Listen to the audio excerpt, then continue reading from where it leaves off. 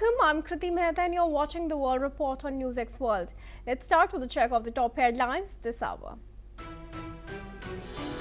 Donald Trump says the US and Ukraine are much closer to a peace deal after talks with President Zelensky. The key issues like territory remain unresolved. Kyiv has welcomed progress, but Ukrainians remain cautious about how durable any agreement would be. Canadian Prime Minister Mark Carney has committed to send up to $2.5 billion in economic aid to Ukraine in a meeting between the two leaders. China's military has launched large-scale sea and air exercises around Taiwan, including blockade drills across 5 zones. Taiwan says it has deployed appropriate forces and condemned Beijing's actions as military intimidation. An interoceanic train derailed in Osaka, killing at least 13 people and injuring nearly 100. Mexican authorities have opened an investigation as federal officials assist victims and families.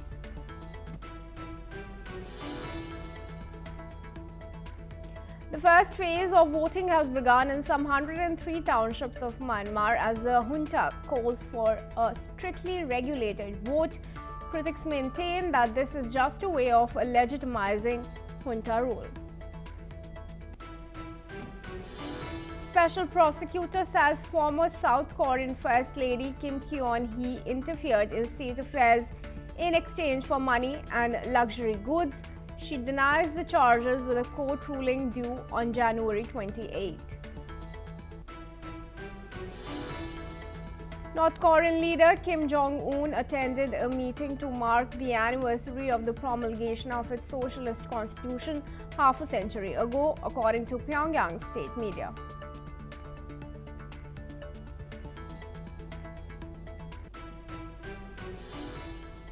Let's start with the top focus. US President Donald Trump says that the United States and Ukraine are now a lot closer to a peace deal following a lengthy meeting with Ukrainian President Volodymyr Zelensky in Florida.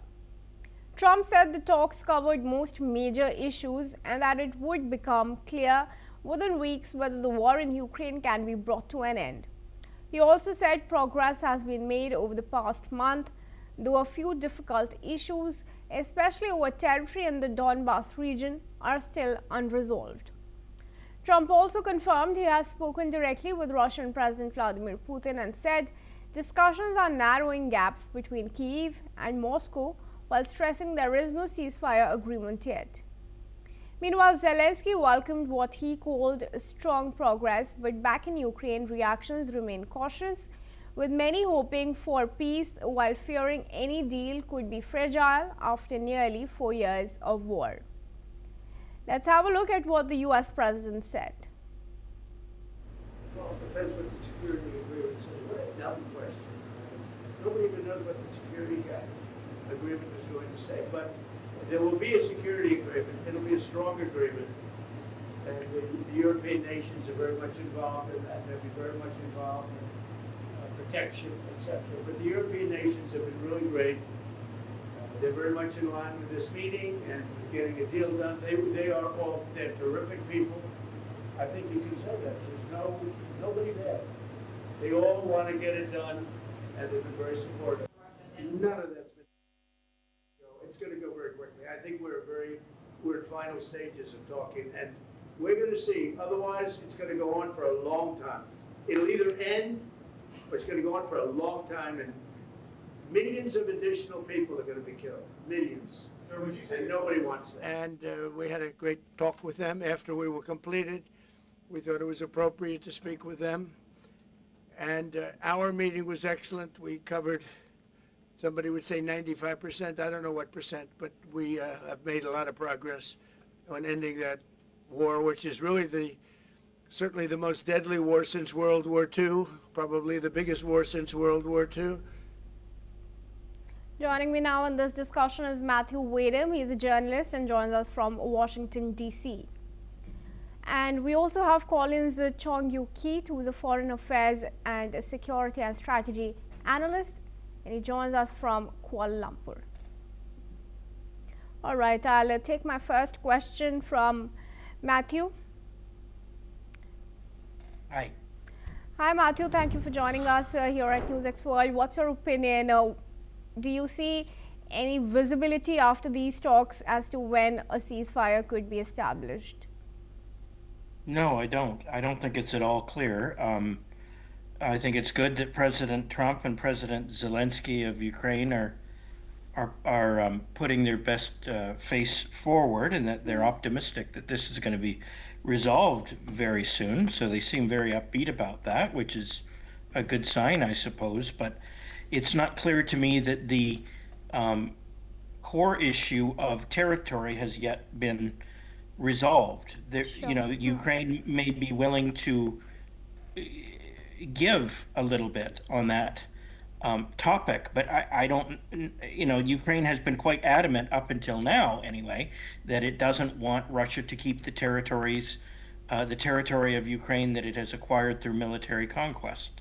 So that's, even if they're not supposedly 95% in agreement, that may be the last 5% and perhaps the most important part of any peace deal. And it's not clear to me that the issue has been resolved. So we're just going to have to wait and see for more details to come out. Sure. All right. Let me take my next question with Collins. Collins, thank you to you as well for joining us. Collins, Trump is saying there's some, consensus that's been arrived upon as far as the Donbas region is concerned. But what's your opinion of the other territories that are under contention, including, Donetsk and some parts of Zaporizhia apparently that have also been taken? Well, we've seen how, this is framed as a strategic messaging towards Moscow also. That the core message will be that the U.S. is shaping the negotiation environment. We have now seen how, Kyiv has now got the Washington-backed settlement leverage. This is what, Trump is trying to send over the message. And by stating that both sides are closer now to this peace deal, Trump frames Russia as either a partner who can move forward together to secure this final peace deal, or be seen as an obstacle responsible for escalation if talks fail. So this increases the cost for Moscow to walk away. And we have seen also how this internal pressure for Zelensky, he must now balance, this war fatigue among society and elites in Ukraine, and of course also the desire for security guarantees. And hence we have seen how, this contentious issue on Donbas and other regions have now been framed to be also being seen as part of this, sharing of responsibility among these, to get this parliamentary approval or referendum, to build this domestic legitimacy, capacity, and that this engagement with Trump also helps Zelensky in terms of having this shared ownership of political risk, to dilute any kind of, future nationalist resistance, and to frame peace as a strategic victory, not as a capitulation of things. So and I've agreed that this remains difficult on the path ahead for the weeks and months to come. But the pressure certainly is on Zelensky and Putin now, and Trump has done his part, and he has this core strategic leverage now to push the pressure on both sides. And Europe is also expected to do more on the future guarantees of Ukraine, short of a full NATO membership. But we have seen how Trump has shifted this ball on the court of both Zelensky and Putin now. Sure. All right. Matthew, I'd like to begin, ask another question with you. Now, it's a one-of-a-kind offer that Trump has made to address the Ukrainian parliament with a peace plan. How do you see that? I mean, it's Zelensky that has fought the war for almost 4 years, and now Trump will address the Ukrainian parliament on the plan to end the war. Well, it's probably a good thing that Ukraine's foremost military backer in this is sending its head of state to address the parliament in Ukraine. That's obviously it's just public relations, but it's important to reassure one's allies when you when you are supporting their war. So I think it's got to be a good thing that President Trump is going to address the Ukrainian parliament. Okay. How could it be bad? All right, I take your point. I request you both to stay on with me as we move ahead in the bulletin. Now, China's People Liberation Army, or the PLA's Eastern Theater Command, has announced major military exercises around Taiwan, with live activities to be conducted on December 30th across 5 zones in waters and airspace. The spokesman for the PLA has said that the drills focus on subjects of sea-air combat readiness, patrol and blockade on key ports and areas. Let's in fact listen in to what the spokesman has stated. 12月29日开始，中国人民解放军东部战区组织陆军、海军、空军、火箭军等兵力，为台湾海峡、台岛北部、台岛西南、台岛东南、台岛以东组织正义使命2025演习。 Meanwhile, Taiwan has said that it has deployed appropriate force in response to China's drills around the island. Taiwan has also condemned China's use of military intimidation and has stated that the drills are a disregard for international norms. And I request Collins Chong-Yu-Keat, Foreign Affairs, Security and Strategy Analyst, once again to join us in this discussion. Collins, thank you very much for staying on with me. China, of course, will condemn these, Taiwan will condemn these Chinese exercises, and that's also the reaction that has coming in. Taiwan is actually calling it military intimidation. What do you think is the real objective? Well, this is just as a continuation of the recent, responses by Beijing to send a very strong message that Taiwan remains the ultimate red line for China, and that any issues regarding Taiwan, are strictly an internal matter for China, and that, of course, also with regards to the statement by Takaichi at the deepening of ties between Taiwan and Japan, and of course also with the recent, arms sales to Taiwan by Washington, we have seen how, China is keeping the momentum of, this coercive gray zone pressure on Taiwan. They are not just routine exercises; they have been going on for the past couple of years now. So the message is always to, of course, to give this sustained pressure to wear down Taiwan's readiness. Of course, also to build this psychological pressure over time without triggering a full-scale war. And these drills also, can be seen as a message to both the U.S. and Japan that, China will always respond to any kind of notion of any deepening of Taiwan ties, and that the red line still remains in place, and that, and Taiwan's response has been measured, defensive, proportional, as they have always been, and to avoid any kind of sustained risk or miscalculation. So I will see that in the weeks and months to come, this will be a normative, an occasion where Beijing will build up sustained pressure over Taiwan, to of course also to give this pressure also to Takaichi's administration that China still is hot on the heels of the recent statement by Takaichi, and that Taiwan will always remain firmly on the importance of Beijing in the months to come. And is Japan going to continue maintaining its restraint for now, in your opinion? As I've stated, there's no reason for Takaichi to back down. Of course, it's too politically costly for her, and there's also no reason for Beijing to back down on the responses over Taiwan. So this is going to be a sustained, pressure for the months to come.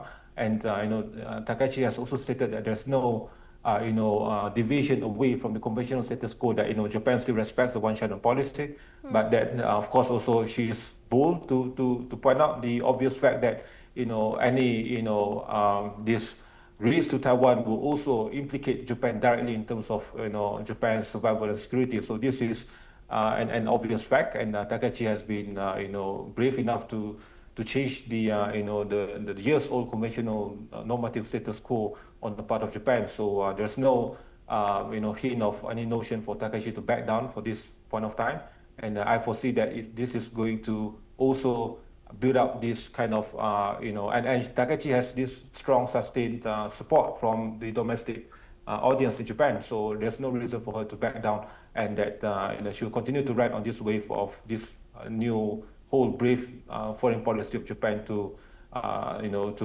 secure Japan's interests in the first place. right, sure. Thanks very much, Collins, for joining me in this discussion. And with that, viewers, we're now going to proceed to some news from Mexico. Mexican authorities are investigating a deadly train derailment in the country's south. At least 13 people were killed when the interoceanic train went off the tracks in Oaxaca. The Mexican Navy says the train derailed near the town of Nizanda. There were about 250 people on board, including crew and passengers. Officials say 193 people are out of danger. 98 were injured, 36 are receiving medical care, 5 remain in critical condition. President Claudia Sheinbaum says senior officials have been sent to the site. They are assisting rescue efforts and supporting victims' families. Mexico's Attorney General's office has opened a formal investigation. The interoceanic train is part of a major trade corridor project. It links the Pacific and Gulf coasts. The project aims to boost rail, ports, and economic growth in southern Mexico. And moving on to some news from the U.S. Department of Justice. Now, President Donald Trump's administration has launched investigations into the use of diversity initiatives in hiring and promotions at major U.S. companies. According to reports, Google and Verizon are among a list of companies that have received Justice Department demands for documents and information about their workplace programs. The probes are being conducted under the False Claims Act, as companies are under scrutiny that includes sectors like automotive, pharmaceuticals, defense, and utilities. The False Claims Act is a federal civil law that allows the government to recover funds lost due to fraud. Now, I request Matthew Wadham to join us back in the discussion here. Matthew is a journalist from Washington, D.C. Matthew, what really has triggered this move by the U.S. DOJ? I think what's happening here is that the Trump administration is upset that many large corporations in the United States have been violating, that have been discriminating against the majority group, white people and men in the United States, and they're not happy about it, so they want to use the False Claims Act, which is a law enacted in 1863 in the midst of the Civil War. It was used, sometimes called Lincoln's Law, or the Lincoln Law, and it was used against disreputable defense contractors, and it allows the government to recover for fraud. Often it's whistleblowers who sue on behalf of the government and then get a portion of whatever funds are recovered. But how is it valid to apply this law in this situation? I'm sure the employees that are coming to Google and Verizon, I would assume most of them are like highly skilled workers. Right. This, well, would have undergone all I can't the speak to processes. whether they're highly. I can't speak to the people who are benefiting from the discrimination if they're qualified. But the point is, as I see it, what's novel here is that the government is not using the actual civil rights law, the Civil Rights Act of 1964, that allows it to sue over civil rights violations, and is instead, workplace discrimination and so on. Yeah, but what is the violation that has been reported, or what is the discrimination that has been reported? Well, we don't know exactly what, because the Wall Street Journal report was short on specifics. But it has been the contention of the Trump administration and of conservative Republicans for decades that corporate America discriminates in particular against white men. And so that, I think, is what the Trump administration is attempting to address. And corporate America has been discriminating against white men for a long time. But Trump himself has cited that they require these skilled workers from countries other than, of course, the US. Mostly, a lot of them come from China, some of them come from India, because the US lacks that talent. Right. I think you're confusing two separate issues here. You're talking about the H-1B visa program and immigration requirements. Here, we're talking about violations of civil law, the civil rights statute in the United States. I'm not sure if I'm confusing, but I don't understand how these employees who've gone through the vetted processes would violate the civil law. I'm just asking your explanation on what that possible instance, at least one, could be. Well, I don't know that they are, that this is about the importation of foreign workers. I think that this is about domestic workers, particularly white people and male people, and how the companies are discriminating against them under the rubric of DEI, diversity, and related programs, and that this is discriminatory and violates civil rights laws. All right. And so they're saying that they want to take action against it. Now, the argument is that critics of corporate America's behavior has been that people who are not as well qualified as the members of the majority in America, white people, that underqualified people have benefited from this discrimination, and that it has to end. And I think that's what the Trump administration is doing, although it strikes me as a novel approach to be using the federal False Claims Act instead of civil rights laws, directly. So I don't know how successful they're going to be, but they can certainly try. I think their argument, their theory of the case, seems to be that the companies misrepresented that they were complying with civil rights laws, and that is where the fraud lies. And so that would be the basis of using the False Claims Act. Whether federal courts are actually going to go along with that, that remains to be seen. But that seems to be the approach. Now, even if the prosecutions or the lawsuits are not successful, still it could cause major companies to change their policies to bring them into line with what the Trump administration thinks they should be, where they treat everyone fairly and equally in the job application process. So giving white people and giving men a fair shot in trying to get jobs in the upper echelons of corporate America. So I think that's what the government is trying to do here. Matthew Wadham, thank you very much for joining me and speaking to me here at NewsX World. And with that, viewers, we are going to proceed. There's some news now coming in from South Asia. The Indian capital of Delhi has woken up to a thick layer of smoke, blanketing the city with the AQI reaching 402 and falling under the severe category. Several flights at Delhi's Indira Gandhi International Airport have witnessed major disruption to flight operations. The smog has severely reduced visibility and forced authorities to switch to Cat 3 instrument during landing procedures. The poor weather has triggered widespread delays, cancellations and diversions, leaving many passengers stranded and prompting urgent advisories from the airport operator and airlines.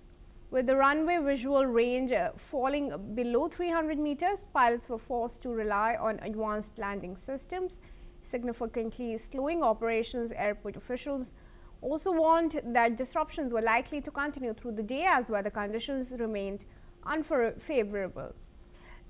The IMD has issued an orange alert for the capital, cautioning residents and travelers about very dense fog and poor visibility.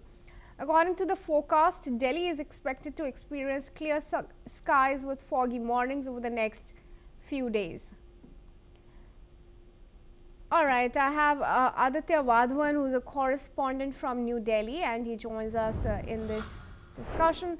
Aditya, thank you very much. Do take us through your current location and how is the situation there, and also give us an update of the status of flights and trains that are likely to be delayed. Well, definitely, Kriti, a very good morning to you. We're just standing at Anand Vihar area and completely, the visibility here is very, very low, and indeed, it is considered one of the hotspot of the pollution. And definitely, I would request my video journalist Himanshu to show you the visuals from here, how the visibility is zero, absolutely no visibility here, and continuously on this very road, the smog guns, regularly operate. I would just request my video journalist how this smog gun that has been installed here is not currently in operation. However, completely, the Delhiites are facing the brunt of the double whammy. Indeed, they are also, the Delhiites have to, breathe in this foul air, and on top of it, this biting cold is also creating a great problem for the Delhiites. Definitely, let us just put this into perspective that the hospitalizations are increasing in Delhi. The people with comorbidities are facing difficulties in breathing, and definitely the situation is not so very good considering the fact that every year this has become a routine that definitely that during the months of October, November, December this happens. And clearly you can see the visuals of smog gun spraying water here from Anand, where completely shows how the pollution situation is aggravating in the national capital. And as far as the trains and flights are concerned, many trains are delayed, running late or getting cancelled, and flights are also getting cancelled at this juncture. And definitely, Kriti, in the times to come, it is a very, very hard time for the Delhiites. Back to you. All right, thank you very much, Aditya, for your report there from the national capital. We'll of course continue to monitor the situation and bring all the updates to our viewers. But for now, that's all we have time for. Keep watching NewsX World for all international news and updates from around the world.